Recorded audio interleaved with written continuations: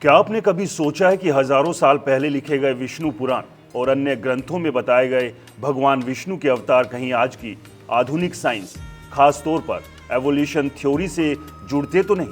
क्या ये सिर्फ आस्था है या फिर इसके पीछे कोई गहरा वैज्ञानिक संकेत छिपा हुआ है? क्योंकि जब हम चार्ल्स डार्विन द्वारा दी गई एवोल्यूशन की थ्योरी को देखते हैं तो वो कहती है कि जीवन की शुरुआत पानी से हुई, फिर धीरे धीरे जीव विकसित होकर जटिल रूप लेते गए और अंततः मानव का विकास हुआ।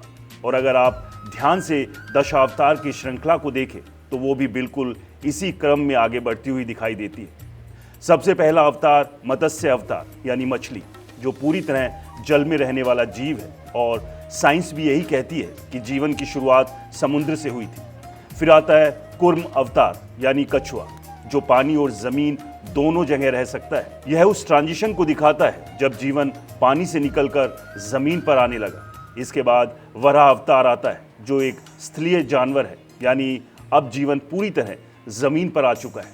फिर आता है सबसे रहस्यमय अवतार नरसिंह अवतार, जो आधा मानव और आधा पशु है। और अगर इसे एवोल्यूशन के नजरिए से देखें तो ये उस चरण को दर्शाता है जब मनुष्य का विकास अभी पूरा नहीं हुआ था, यानी एक ट्रांजिशनल फॉर्म। इसके बाद आता है वामन अवतार, जो एक छोटे कद का मानव है। इसे कई लोग अर्ली ह्यूमन स्टेज से जोड़ते हैं, जब इंसान पूरी तरह विकसित नहीं हुआ था।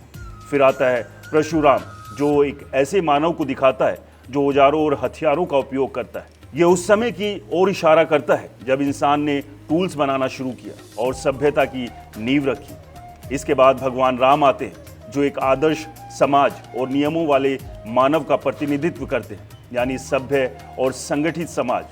फिर भगवान कृष्ण आते हैं, जो बुद्धि, रणनीति और जटिल सामाजिक राजनीतिक व्यवस्था को दर्शाते हैं। ये मानव विकास के उस स्तर को दिखाता है जहां केवल शारीरिक ताकत नहीं बल्कि मानसिक क्षमता और कूटनीतिक महत्वपूर्ण हो जाती है। और अंत में बताया गया है कल्कि अवतार, जो अभी आना बाकी है, जिसे कुछ लोग भविष्य के उस मानव से जोड़ते हैं जो तकनीक और शक्ति के चरम पर होगा, यानी एक ऐसा रूप जो वर्तमान में भी आगे है। अब अगर आप इस पूरी श्रृंखला को एक लाइन में देखें, मत्स्य से लेकर कल्कि तक, तो ये बिल्कुल वैसा ही पैटर्न दिखता है जैसा एवोल्यूशन थ्योरी में बताया गया। जल से भूमि, पशु से मानव और फिर विकसित मानव तक का सफर। तो क्या ये सिर्फ एक संयोग है या फिर हमारे प्राचीन ऋषियों को इस विकास क्रम का ज्ञान था? ये सवाल जितना रोचक है उतना ही विवादित भी, क्योंकि कुछ लोग इसे सीधा सीधा विज्ञान और धर्म का मेल मानते हैं, जबकि कुछ कहते हैं कि ये केवल एक प्रतीकात्मक व्याख्या है। लेकिन यहाँ सबसे दिलचस्प बात यह है कि ये विचार आपको सोचने पर मजबूर करता है कि क्या हजारों साल पहले के ग्रंथों में वो ज्ञान छिपा हुआ था जिसे हम आज डिस्कवर कर रहे हैं? क्या ये संभव है कि प्राचीन भारत के ऋषि मुनियों ने प्रकृति और जीवन को इतनी गहराई से समझ लिया था कि उन्होंने उसे कहानियों और अवतारों के रूप में प्रस्तुत किया ताकि आने वाली पीढ़ियां उसे समझ सकें?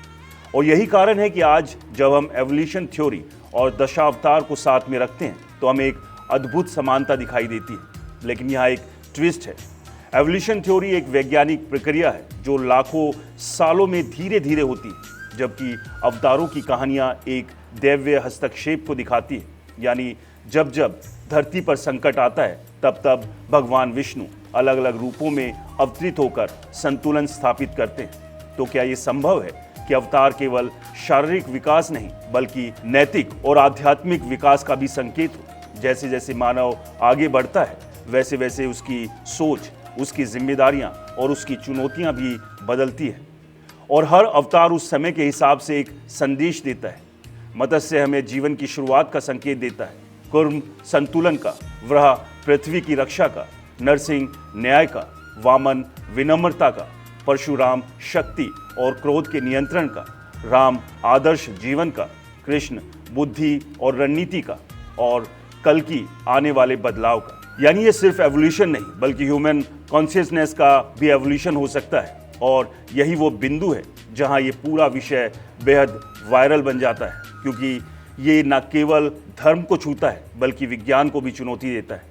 ये आपको सोचने पर मजबूर करता है कि क्या दोनों एक ही सिक्के के दो पहलू हो सकते हैं? क्या विज्ञान और धर्म के बीच की दूरी उतनी नहीं जितनी हमें बताई जाती है? और जब आप इस वीडियो को देख रहे होते हैं तो आपके दिमाग में बार बार यही सवाल आएगा, क्या ये सब पहले से लिखा हुआ था? क्या हमारे ग्रंथों में भविष्य का ज्ञान छिपा हुआ था, या फिर हम आज की जानकारी को पुराने ग्रंथों में फिट करने की कोशिश कर रहे हैं? जवाब जो भी हो, एक बात तो तय है कि भगवान विष्णु के अवतार और एवोल्यूशन थ्योरी के बीच ये कनेक्शन इतना दिलचस्प है कि इसे नज़रअंदाज करना मुश्किल है।